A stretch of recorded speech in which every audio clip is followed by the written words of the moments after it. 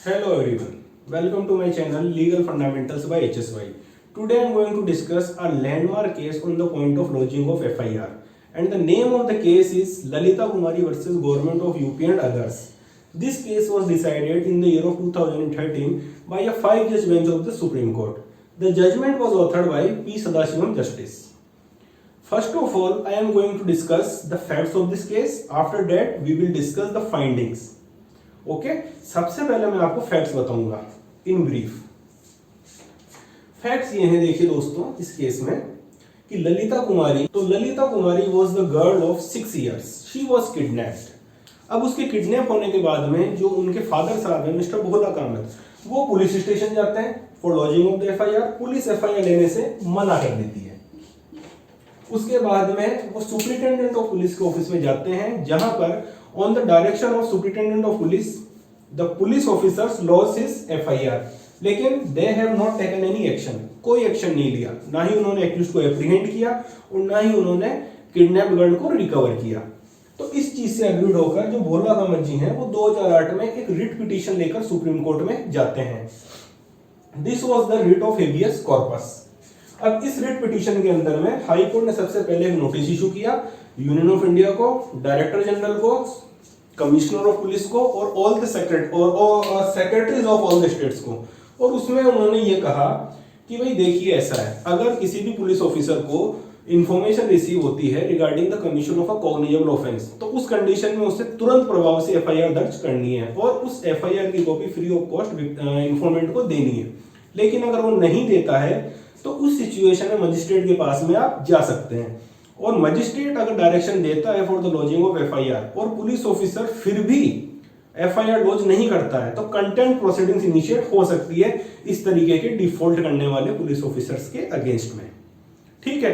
अब जब इसी रिट पिटीशन में आगे सुनवाई चल रही थी तो उसमें कोर्ट ने ये पाया कि अभी तक लॉजिंग ऑफ एफआईआर और discretion of police officer before the lodging of FIR, इस पॉइंट के ऊपर में कॉन्फ्लिक्ट ऑफ जजमेंट है।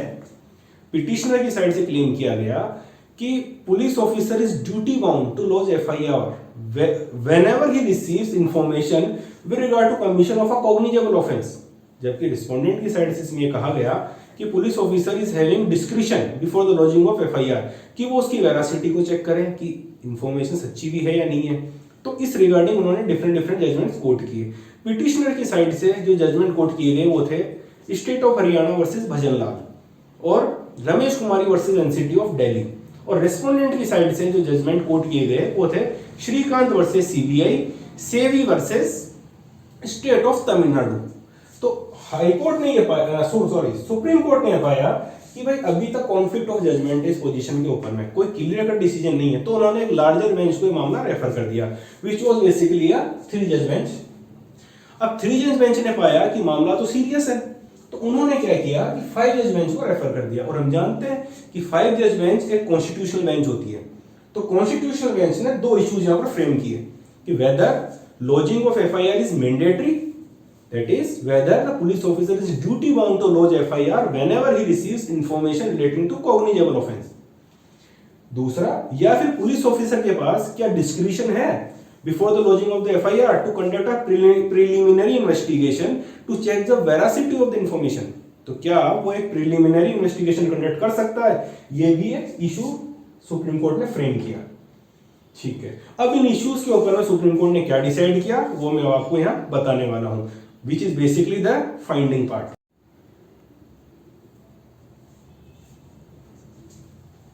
तो दोस्तों अब हम यहाँ बात करेंगे फाइंडिंग्स की कि सुप्रीम कोर्ट ने क्या हेल्ड किया। तो उसकी जो समरी है उसे हम 5 पॉइंट्स में डिवाइड कर सकते हैं। पहला पॉइंट है, सुप्रीम कोर्ट ने बोला है lodging of FIR is the first step to bring the process of justice to the victim. Basically it promotes the rule of law and it prevents the situation of lawlessness. अब lawlessness कैसे हो जाएगी? अगर मान लीजिए FIR timely record नहीं होती है या मान लीजिए रिकॉर्ड नहीं हो रही है, तो उस सिचुएशन के अंदर में 2 सिचुएशन होगी। उस सिचुएशन के बेसिकली 2 इंप्लीकेशन होंगे।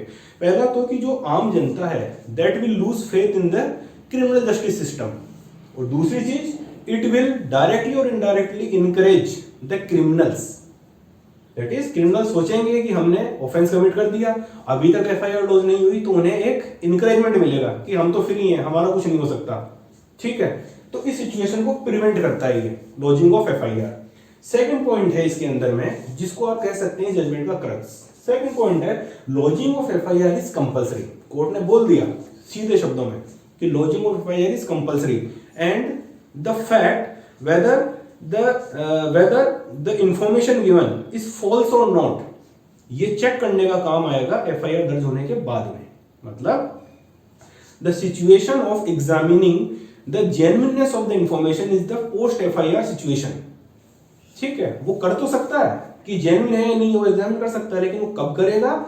एफआईआर दर्ज होने के बाद में। तो मतलब क्या है कि अगर पुलिस ऑफिसर फाइंड्स कि इंफॉर्मेशन तो झूठी है, तब भी he is bound to lodge the FIR and after lodging the FIR अगर उसको लगता है कि इंफॉर्मेशन सच्ची नहीं है तो वो रिफ्यूज कर सकता है टू इन्वेस्टिगेट द केस।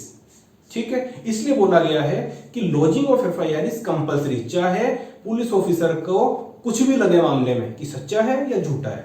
ठीक है, तीसरा पॉइंट आता है कि एक आर्गुमेंट था कि क्या more of the FIR would result into more of the arrest. तो कोर्ट ने बोला कि ये फ्यूटाइल आर्गुमेंट है, बेकार की बात है, ये कहीं भी नेसेसरी नहीं है कि अगर एफआईआर दर्ज हो रही है तो एक्यूज को अरेस्ट किया जाए। As long as he is cooperating in the investigation there is no need to arrest the accused.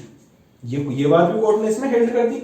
अब तीसरा पॉइंट कोर्ट ने बोला कि पुलिस ऑफिसर है जो कि प्रिलिमिनरी इन्वेस्टिगेशन कर सकता है before the lodging of the FIR. इसके लिए उन्होंने एक सिचुएशन बताई, जब भी पुलिस ऑफिसर को इंफॉर्मेशन मिलती है और अगर वो कंफ्यूजन में है कि भाई हम इसमें एफआईआर दर्ज करें या 155 में एनसीआर दर्ज करें, that is just to find out the nature of the offence police officer can conduct a preliminary investigation, right. And और किसी पर्पज के लिए नहीं, सिर्फ इसी पर्पज के लिए वो प्रिलिमिनरी इन्वेस्टिगेशन कंडक्ट कर सकता है। अगला पॉइंट है, सुप्रीम कोर्ट ने कैटेगोरिकली बताया है कि सिर्फ 5 सिचुएशंस के अंदर में प्रिलिमिनरी इन्वेस्टिगेशन हो सकती है before the lodging of the FIR. पहली सिचुएशन है मैट्रिमोनियल डिस्प्यूट्स, दूसरी सिचुएशन है करप्शन केसेस, तीसरी सिचुएशन है कॉमर्शियल डिस्प्यूट्स और चौथी सिचुएशन है मेडिकल नेग्लिजेंस से रिलेटेड केसेस और पांचवी सिचुएशन है कि अगर एफआईआर लॉन्च होने में डिले हो गया है ऑफ 3 months और मोर, तो इस सिचुएशन के अंदर में पुलिस ऑफिसर है जो before the lodging of the FIR he can conduct a preliminary investigation. तो दोस्तों इस जजमेंट में एक बात और बोली गई है कि this preliminary investigation has to be completed within the period of 7 days from the date of receiving information. और अगर 7 दिन में प्रिलिमिनरी इन्वेस्टिगेशन कंप्लीट नहीं हो पा रही है तो in that situation by a subsequent order of the court this period can be extended up to 15 days, 15 दिन तक एक्सटेंड किया जा सकता है। ठीक है, तो दोस्तों ये थी आज के जजमेंट की समरी। उम्मीद करता हूँ आपको ये वीडियो पसंद आया होगा। अगर आपको वीडियो पसंद आया तो वीडियो को लाइक करें और अगर आप इस चैनल पर नए हैं तो चैनल को सब्सक्राइब करें और अपने दोस्तों में चैनल को शेयर करें।